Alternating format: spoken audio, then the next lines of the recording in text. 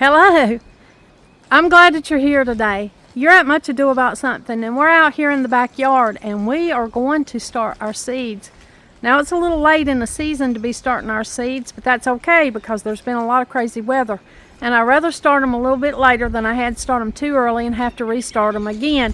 To me, that's just a waste of materials. So I'm just waiting. I've waited till today. This is March 30th. And I am going to go ahead and start the seeds. Me and Donald's over here. He's helping.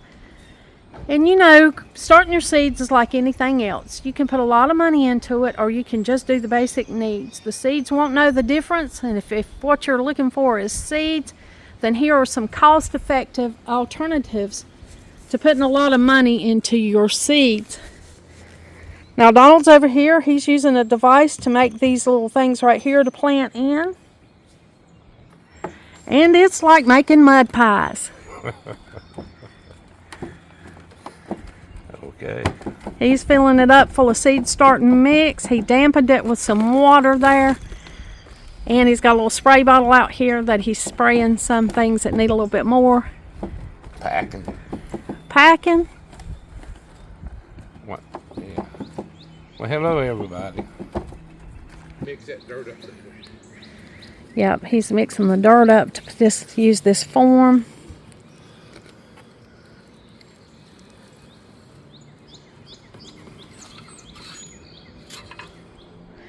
And as you can see, it makes the form where you put your seed right here in the middle, and then you don't need anything else. You just invest one time in that form.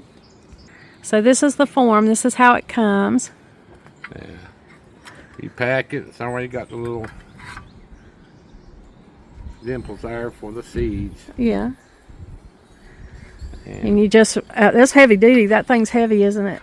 Don't you think it weighs about 5 pounds? Well, it probably weighs about 3 pounds, 3 or 4 pounds. Oh, it seems heavy duty.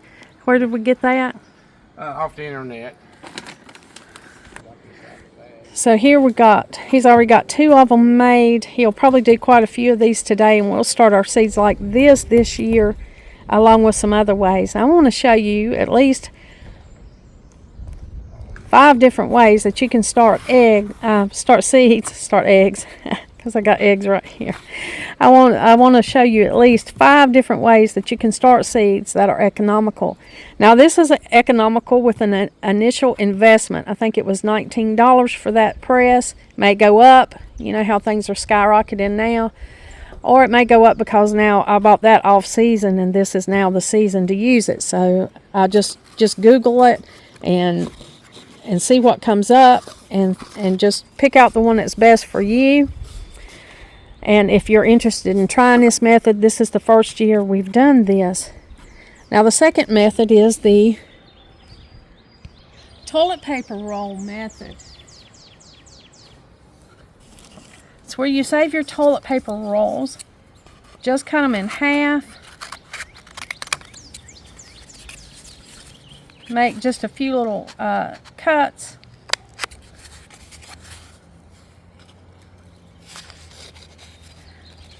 Not very big at all, just some little cuts. And fold down the end of your toilet paper roll. By doing this, you create a little cup. It's got a pretty good size hole. To make that hole smaller, you would fold it down even more. And there you go. You've got some little cups. We'll cut this one a little bit more. And it might go down a little and cover up. It might not make as big as of a hole on the bottom. But you just fold it down like this. And then you've got this little cup. And you can start seeds in your toilet paper rolls. This costs nothing. It's salvaging something from your bathroom, from your home, that you probably throw away anyway. And if you just take a minute and separate these and throw these to the side and put them in maybe a Ziploc bag until it's seed starting times, you can start seeds in toilet paper rolls. That's the second method. The third method here is eggshells. I just got a few eggshells out of my little compost thing in the kitchen. Of course, this is what some eggs come in, an egg carton. It helps if you put your eggs, halves of the eggshells into one of these cartons because it holds it up. Then you put your soil in here and you plant your seeds. And then you can just actually do this in the paper egg carton itself. This is made from corrugate, it's just composted mixed paper here. I put it in the compost compost bin. If I get any of these anyway, I go ahead and put them in the compost bin. So you can just tear them up real small and they compost down. You can also use this and you can start your seeds in it. It does get a little bit flimsy, so if you want to put it on a tray, that helps. And here's something that I love to use. Now, I love styrofoam anyway because it can keep your drink really cold or it can keep things really hot. It's a good temperature holder. I have taken these and just took a toothpick and punched some drainage holes in the bottom of this styrofoam cup. I like it because it's just so easy to take your ballpoint pen, write on here what you need, and you don't need anything else. I haven't really got my pen started writing this morning, but you can write on here. If you've got a good pen, let me find a better pen. That was a gel pen, and I think the ballpoints work better. But you can just put whatever information you need to right on the cup. Now you don't want to press down too hard or it'll just go all the way through your little cup. You just want to put lightly what it might be, what you might be planting in your little cup. And then of course you'll set these up in some kind of little tray. I just use the boxes you see me use all the time, the tray boxes. Now of course I've got other ways. These are just my top 5 ways right here. Now I save yogurt cups, any kind of little plastic cup like this. Donald drills holes in the bottom, and we also start seeds like that. We recycle flour containers, things like this. If we ever buy any, we'll recycle those containers until they just fall apart, and we use those, getting the most out of them every year. And we also use things like this that are divided, that comes from the deli. We also start seeds in those kind of containers. I got some too wet and I had to add dry to it, so I guess it's sort of like cooking. I'm going to get it consistency of a biscuit dough. And shove it in there. Yeah, this dirt has to be pretty moist for it to pack in here and hold a shape. So you're basically just making a form. I also purchased these from Tractor Supply last year. They have real small cavities, the little area where you put your seed. They're kind of small. You just pack them with the seed starting mix like you do most other seed containers, and you can see they've got nice drainage holes, and there's a little tray here. There's a lot of them, and it doesn't take up much space, but to me I found these little areas kind of small. That's something, if you want to get it started and get it in the ground pretty quick, then you would use this. And to me they were expensive. I can't think right off my top of my head how much these were, but I remember thinking I didn't want to buy too many of these because they were pretty expensive. But the good thing about them is you can reuse them, and reuse them. And of course, that's the name of the game. So I'm going through the seeds here today. I'm going to pick out what I do want to plant today and what we don't. I've got to go in there and get some seed markers or whip some up real quick, because if we plant most of our seeds this way, we'll have to have a marker in there. We won't remember what's in there.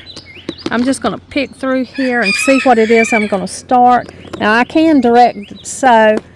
This is at March 30th, so our last frost date is April 11th. So I've got a little bit of time there before I have to panic that I've got anything in late. I'm getting these started inside just to give them a better opportunity, and then I may just direct sow some things in the garden.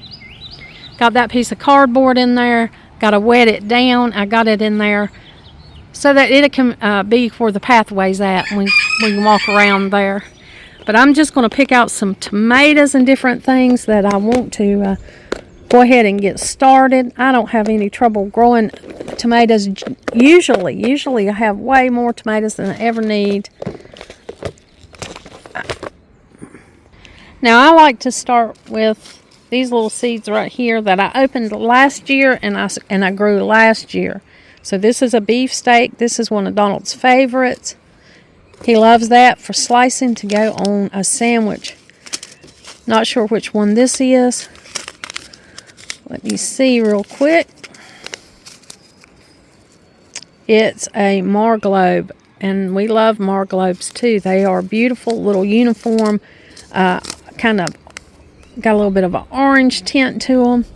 They are beautiful tomatoes, so I always plant them. There are Brandywine, which I've probably shared with you. Donald's grandma always planted Brandywine tomatoes, and she always planted Rudigers. She loved the taste of this for slicing and canning, and she loved this for canning. To her, these were the best tomatoes to grow for her to can. So we always grow those in our garden. There's a beefsteak. I won't open that one until I use up what I got right here. This one was a beefsteak. And then here is just a mix of tomatoes. It's an heirloom mix, Fairy Morris, and it's just a variety. So I like to try those sometimes. Sometimes something new pops up, and it gives me a good opportunity to try to see if I like something different. Now I've got two tomato seeds that we saved. That's the Abe Lincoln tomato, that's an heirloom tomato, and the Cherokee Purple, which I love the look and the taste of a Cherokee Purple. They are not Donald's favorites, but they are mine. And then I've got these little Tommy Toes. We call them Tommy Toes growing up. Where we were from, these tiny little tomatoes were always Tommy Toes. So, of course, they call them cherry tomatoes a lot of the time now. And these, of course, are just a delight to have around, to eat fresh. We eat them fresh, sometimes right out of the garden. That's how much we really like them. They don't, this one says Sweetie, not really any kind of name. And then, of course, I've got some Tommy Toes from ones we have saved that we have grown ever since we started having a garden. Don't even know the name of them. They were just some that Donald's grandma gave him the seeds to, and we have enjoyed them all these years. I'll plant those. They usually go right up into the top of the garden, right up here along that back small garden. That way the kids can go in there freely and they can get whatever they need. And these are Matt's Wild Cherry tomatoes. We grew these last year. They were prolific. They were really good. So we'll plant the rest of them this year. And of course, you got them right here in a row. These are a little neater. They're called Sweeties. And of course, we plant those.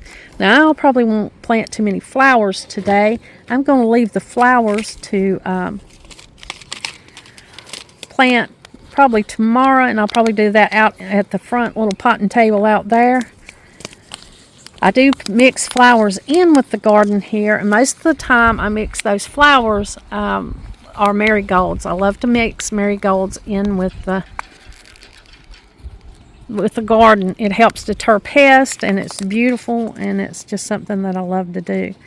Now this is one that I see that we planted some last year, and that's called the Garden Leader Monster. So I'll be planting the rest of these because they're opened. When they're opened like this, I try to go ahead and use them up. I'm going to plant some squash seeds today. I'll plant some of this summer squash, and I'll also plant some zucchini. I want to plant some pickling cucumbers. I got tickled. I laughed so hard. I was watching a YouTuber, and she was saying that she couldn't find any of the small cucumbers to make her a specific brand of pickles she wanted to make. She could not find any small pickles seeds, and it just tickles me to death, because that just shows you how different people can think. You just take a pickling cucumber and plant it, and you pick them when they're real tiny, and that's how you get your tiny cucumbers for specific pickles that call for the little cucumbers. You don't really grow. It's not a specific kind that grows tiny. It's a matter of planting a pickling cucumber and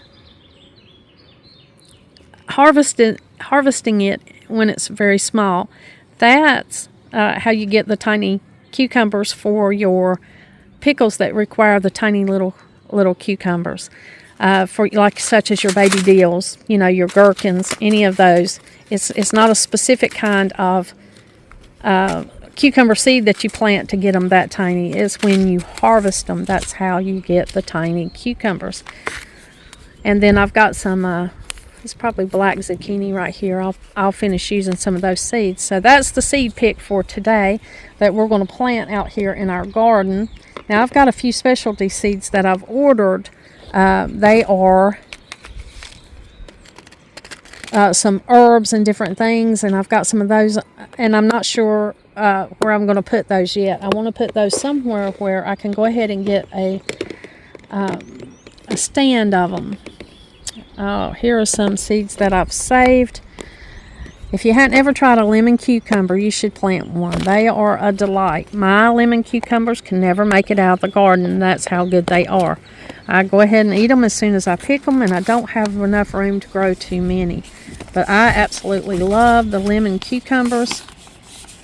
I've saved some seeds from them last year, and here they are. And I've got zucchinis and different orange pumpkin seeds and things that I've saved in here. But I'm not going to plant any lemon cucumber seeds today. I'm just going to stick to the few that I got here. I think that'll be enough to get started with.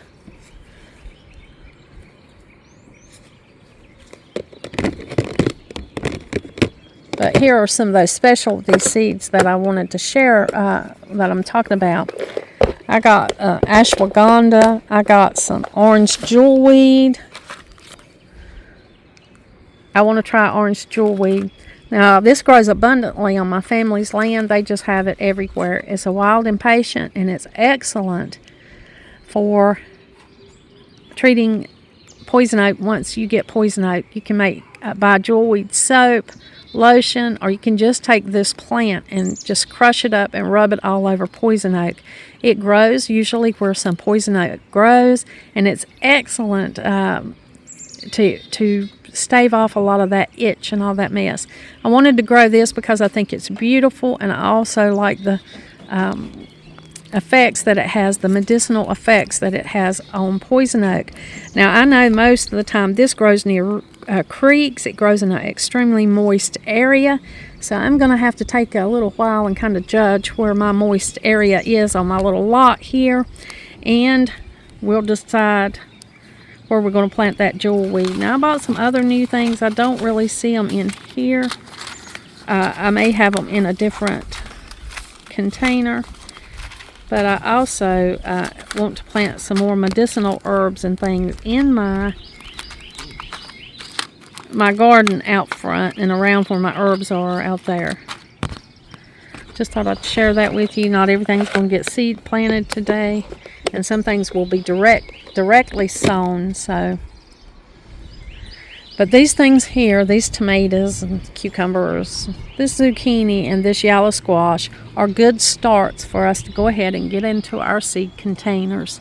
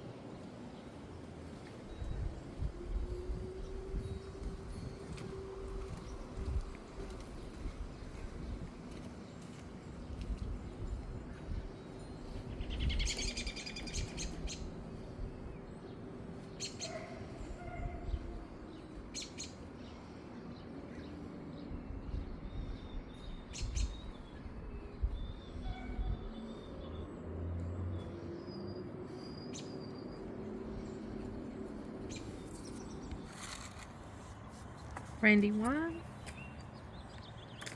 I'm just going to put a couple in each little cell.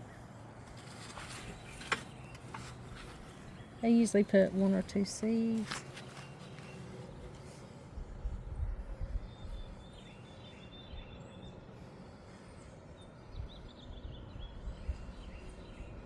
I've got 2 rolls of brandy wine because I need to plant a lot of summer squash and a lot of tomatoes this year because I need to can more tomatoes and I need to can more summer squash.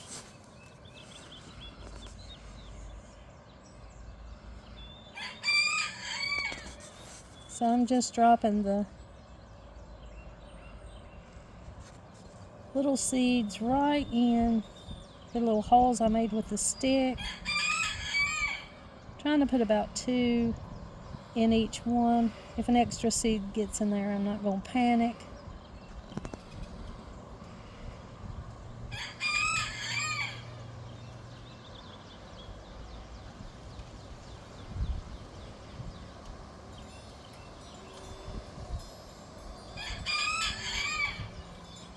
I'll moisten these after I get them planted.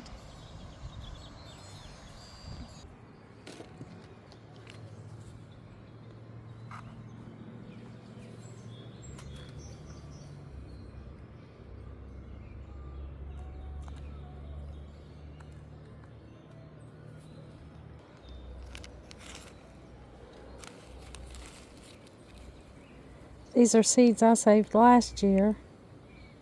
They're yellow marigolds.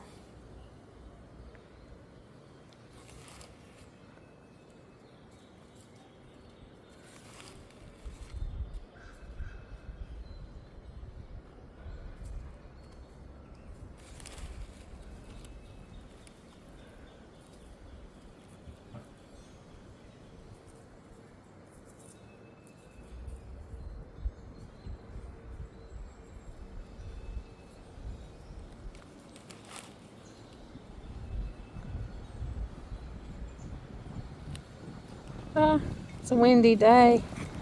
It's blowing my seeds away before I get them covered up.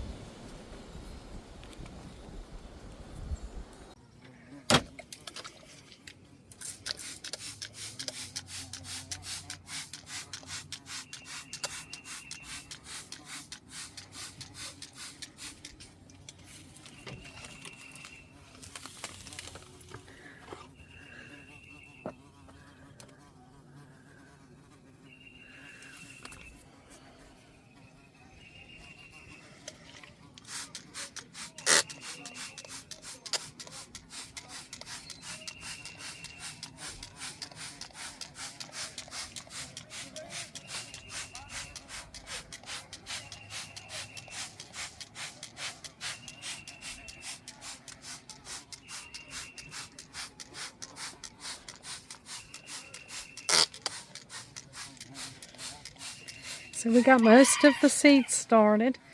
We've got another couple of trays out there on the table.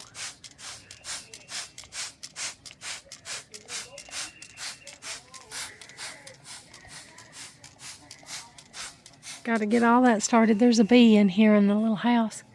If you hear that buzzing.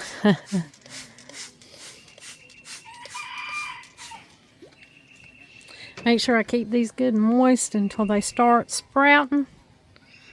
And we've got some more things to plant during the year, but we got quite a bit done right here today.